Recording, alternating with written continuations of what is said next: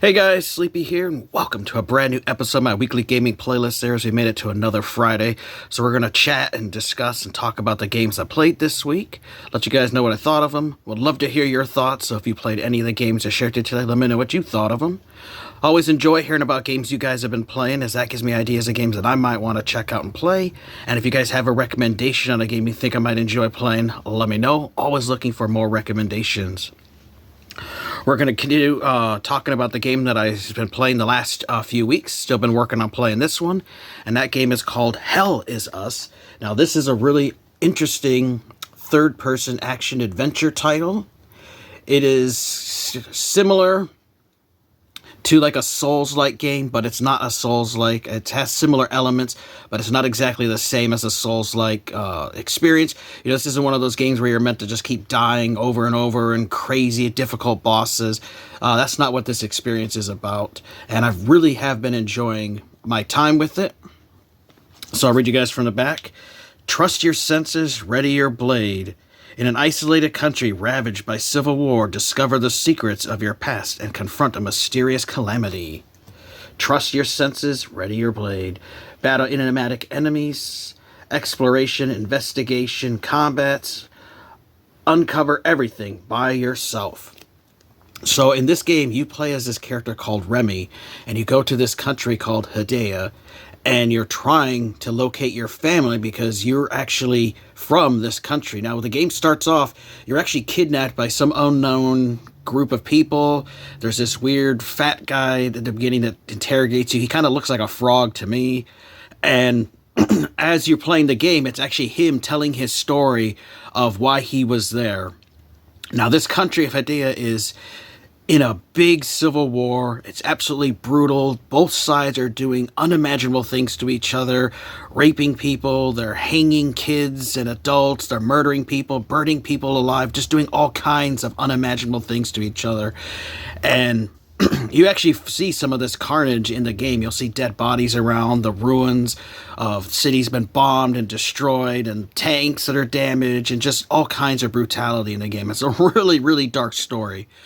And as a result of this evil stuff going on in this civil war, it's actually created a portal for these demonic creatures. They're called hollow figures, and they're spawning all over Hidea, and they're attacking and killing people.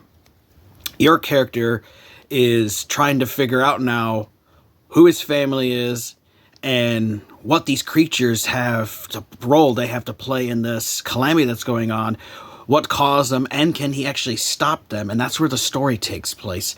And I've been having a lot of fun with the game, and it's been really interesting. So let's take a look at Hell Is Us. Alright guys, we're back with some more Hell Is Us. Been having a lot of fun the last few weeks playing this game. It is a really interesting third-person, semi-open world action RPG. It does have some elements like a Souls game, but it is not a Souls game. It pretty much is its own thing.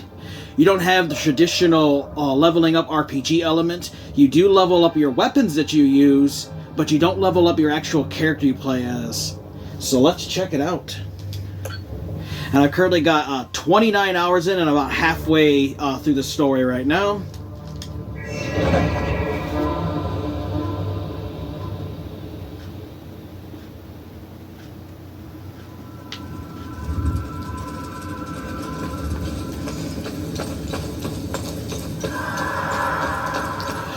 So you play as a character called Remy, and he's come to this fictional country called Hidea, and Hidea is in the middle of a brutal civil war. There's two sides, there's Palamas and Sabinus, and the two sides are fighting with each other, and they've done absolutely brutal things to each other, killing each other, all kinds of violent stuff, murdering women and children, burning people alive, hanging people, all kinds of really dark elements to this game. And as a result of all these evil atrocities, creatures have been spawning in the country, and they're attacking everyone. And your character is come here to search for his family, because his family is actually from this country. Now, they have their borders locked off. Nobody's supposed to be able to get in or out, but he was smuggled out as a baby, and now he's come back to find out who his family was, and he got thrown in the middle of this calamity, and now he's trying to find out the cause of it, where these creatures are coming from, and how to send them back to where they're from, and to save the country. So what I like is that you eventually, at the very beginning of the game, you do steal this little tablet, and this is your menu system. So this keeps track of all your quests, all your main stuff here. You have little dossiers here. You keep track of the people you interview, you talk to, and gives you information about them. As you learn more stuff, it'll fill out. This keeps track of different key items you have, and the different locations of areas you've been to. You have your little loadout menu, so this is where you can switch your weapons, which you can have up to 2 at a time. You have 4 different kinds of weapons. You have a double axe weapon, you have swords, you have great swords, and then you also have polearm weapons. Now what's cool is you can upgrade these with 4 of the different emotional aspects to the game, like grief, there's ecstasy, terror, and there's also rage. And these enemies are tied with different kinds of emotions to them, and that's where you can tie your weapons to, and where you can level up. Currently I have some of mine maxed out right now at level 16 until I level them up again. Have your inventory here, which keeps track of all the different things you find, like different scrolls and stuff. Now this game does not hold your hand when it comes to solving these puzzles. Like, the game is not going to tell you where to go. There's not going to be a compass marker, you know, if you've played your Fallout and your Elder Scrolls games, you know, and you pick up an item and it tells you to bring it to Joe so-and-so in this town. That's not how it is in this game. You have to figure it out for yourself by listening to the NPCs that you interact with, people that you talk to, and you actually have to piece together and solve the clues yourself by reading things you might find. Like, here's the only map you have that says where to go, like here from Jova to this area. Like, there's nowhere on there that's going to show your character, so you have to do it by looking at landmarks and stuff and how to get through. So I thought that was really interesting. So you have a lot of different items there. Your character also unlocks having a drone with you, and then you can find these modules to upgrade your drone to have different abilities. Like, I really like this distract one where it can use it to distract an enemy for you. But you also have a whirlwind where you can make you do a whirlwind attack. There's one here where you can make your character do stronger moves by attaching itself to you. And then you also have this one, which is really cool, which you can do a supercharge attack at enemies. This is your exploration. This is where you keep track of your side quests that you're working on. And there's only, like, you know, so many quests there. Mysteries to solve. You have those little quests. And then the time loops, which are what are the direct result of what's spawning the enemies. And you can actually shut those down, and it'll actually keep the enemies from respawning once you do. And the last one you eventually unlock is being able to research the various items that you find out and about in the world. Sometimes you find them somewhere, other times you get them as a reward from a quest, or a character might give them to you.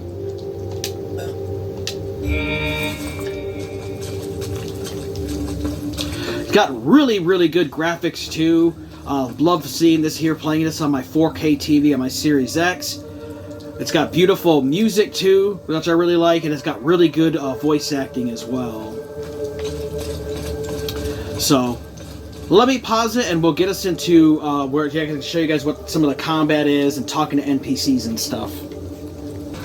Alright, I also wanted to show you guys the APC. This is the vehicle used to go through different areas, because it's not an open world game.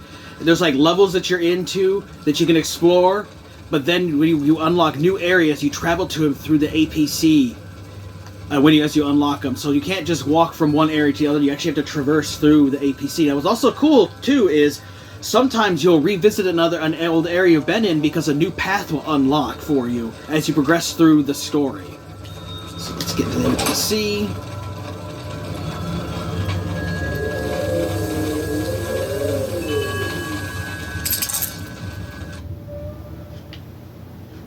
Go over here, the navigation menu. And so all the areas in red are areas I can go to, which I currently have 6 of them that I've unlocked, but there are more. And this is the whole map of Hadia, of the country, that's broke up into different territories. And you can zoom in and see what the world looks like. So anything in the red is where you can actually transport to. So let's go to this one here.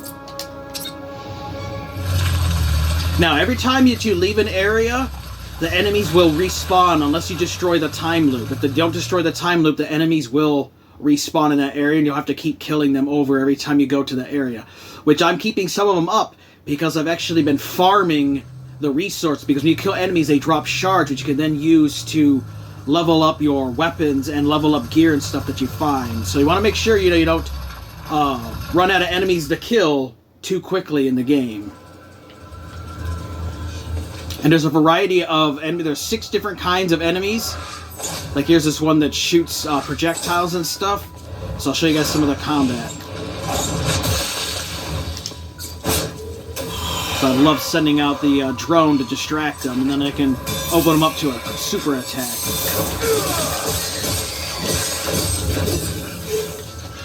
So when you see that little circle below on your character, when that fills up and it's a solid, if you hit the right bumper button, you can actually heal your character in the middle of combat, because as you take damage, you lose your health, but you also lose your endurance. So that little meter under there in green for your attacks. So if you lose a lot of health, your character is going to have a lot less endurance. So every time you block, your endurance gets cut down. So it can get very difficult at times when your endurance is really low with your health, and you can actually die. Now, if you do die, you'll go back to the last place you save, and you'll have your little save spots here that are spread throughout the map.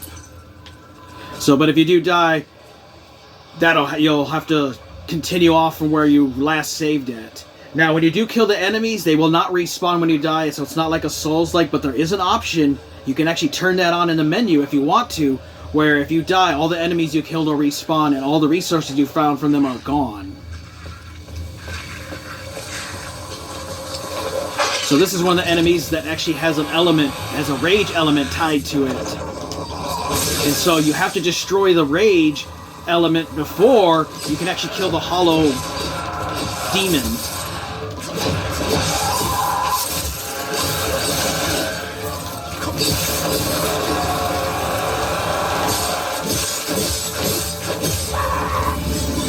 Ooh, just leveled up to level 11.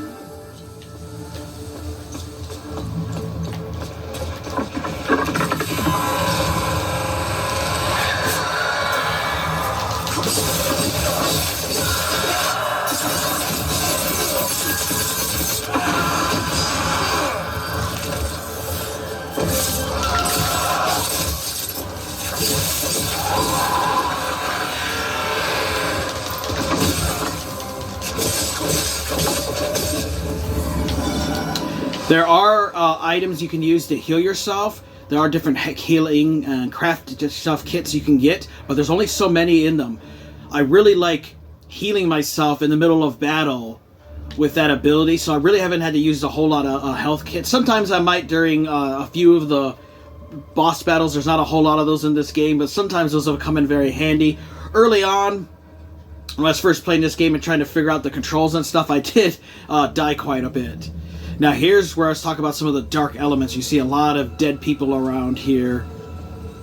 Families, people just killed, slaughtered in the streets. People that they hung up there. All kinds of dark shit that you'll find in this world.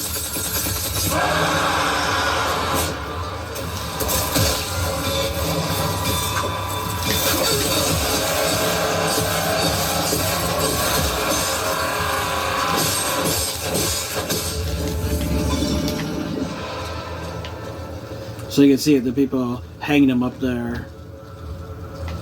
And this whole city got burned as the people were burned alive. So some pretty crazy, brutal shit happens in this game.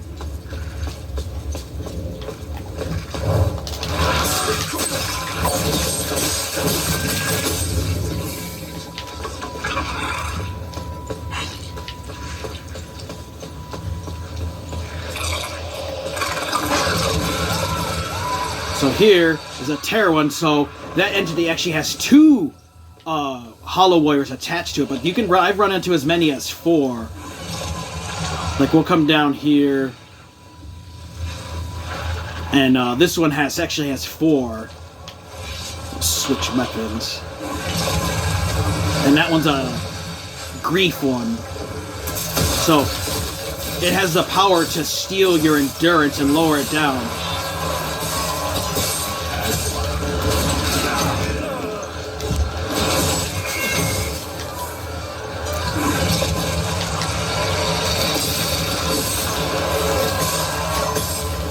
Now, if you don't kill the host fast enough, the emotion they're tied to will revive itself and pop back out. And as long as it's active, you can't kill the warriors. You have to break it down again.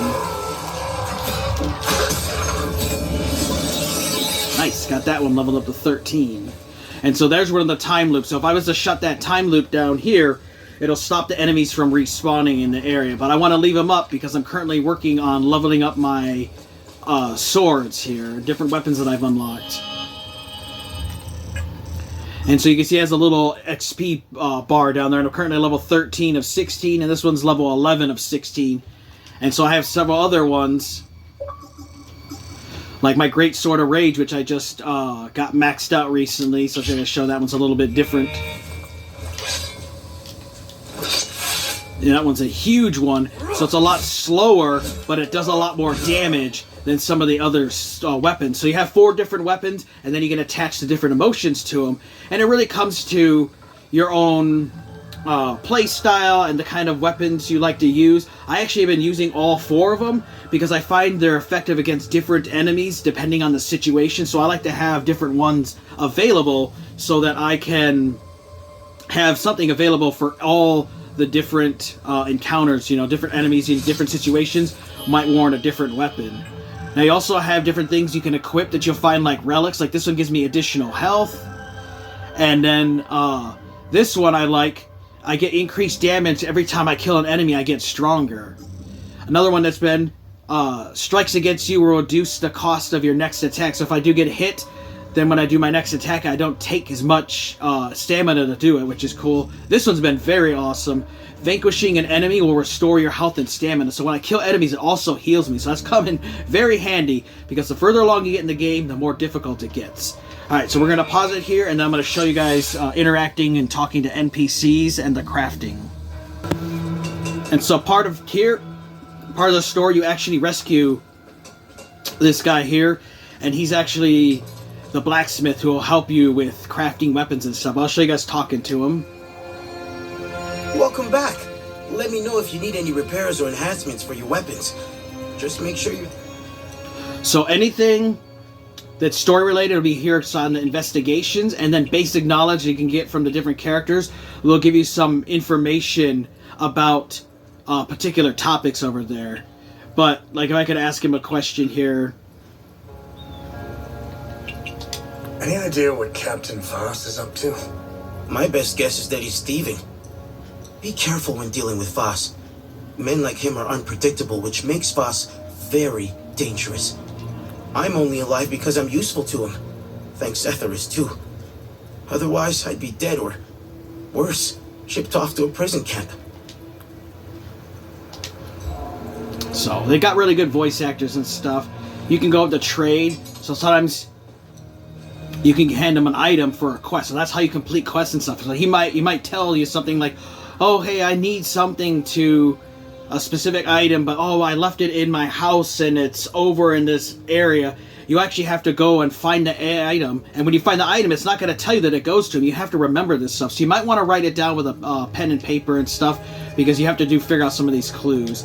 But here's where he's able to craft upgrades, and he can upgrade your weapons for you.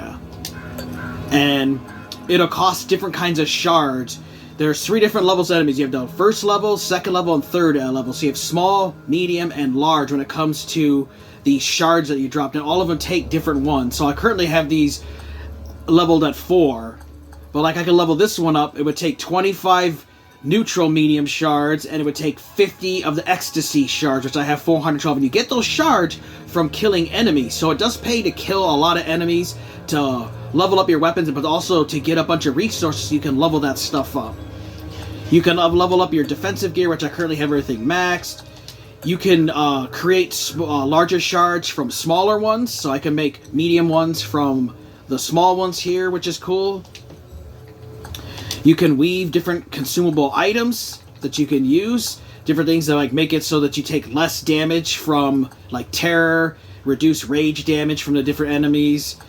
These are studies, so when you find different crafting books and stuff in the world, you can actually bring them back here, and it's actually going to make him stronger, which is cool. And then these are the different glyphs that you unlock.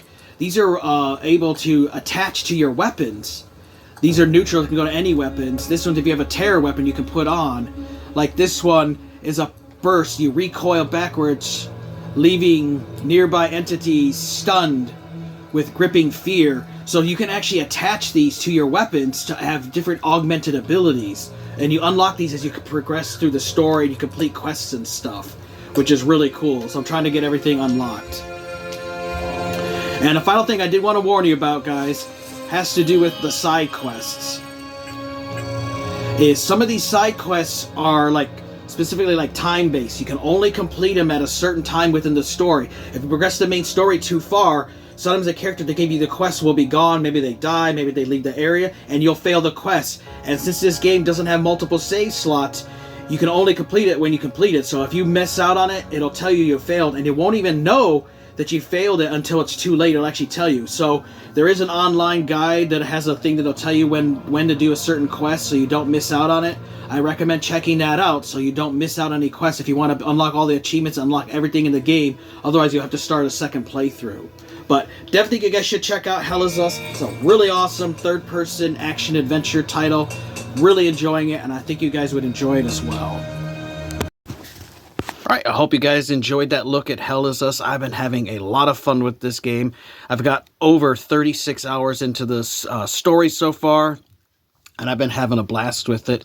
I've gotten really far in the game, though I'm not sure how much longer I have left to play, but I have knocked out a majority of the side quests, and there's mysteries to track down. There's all kinds of things to collect. And what I really like about this game is it does not hold your hand, so there are no interactive maps.